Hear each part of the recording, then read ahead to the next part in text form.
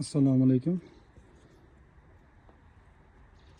Asiya fasad klinker ishqibozlari mana navbatdagi xudo xolasa qoliplarimiz Xorazm viloyati Xiva tumaniga chiqib ketyapti. Mana so'killardan ikki xil so'kil, ikki xil fasadni plitka qoliplardan qilib berdik.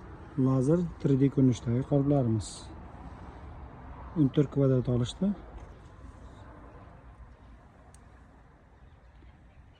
Asadbek degan mollar. Mana plitkalar, mana bu turishda bo'ladi.